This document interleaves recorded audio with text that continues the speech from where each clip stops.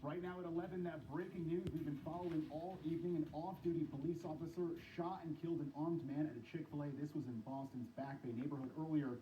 The shooting sparking an active scene on Boylston Street with several police cruisers responding. You can see all of them right there. At this hour, we're learning new details about the moments before the deadly shooting. Good evening, I'm Darren Vitello. Tonight, authorities updating the public on their investigation. Our Malcolm Johnson joins us live right now from Boylston with the latest. And Malcolm, what can you tell us at this point? Darren, Suffolk County District Attorney Joseph Hayden described this as a chaotic scene, and this is why. Imagine being inside of this Boylston Street Chick-fil-A earlier today, closer to 5 o'clock, and you see two people run inside, and behind them, a man with a knife trying to stab them. That's according to Boston police. Well, that's what a number of people inside the restaurant saw, including an off-duty officer who pulled out his gun. I'm shocked. I'm shocked. That's all I can say, really. Disbelief on Boylston Street after an officer-involved shooting inside Chick-fil-A Saturday night left one man dead. More details. There was an officer involved. I've lived here 30 years, and I don't know anything like that happening before.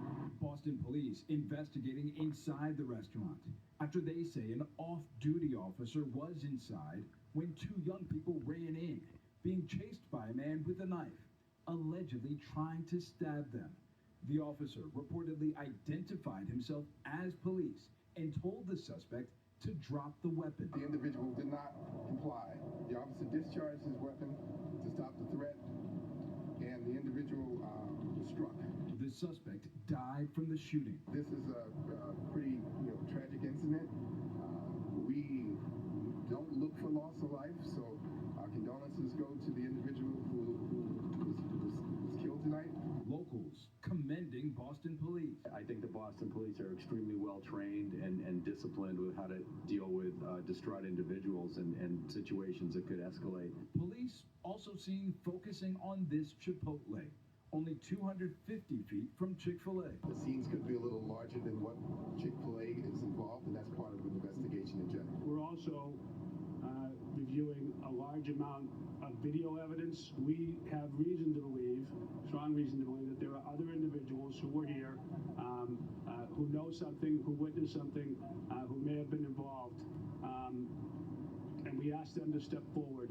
Officials say a lot of witnesses were bussed to Boston Police headquarters for questioning. I'm also thinking of all the people who were impacted here today in one of the busier parts of the city with this tragedy.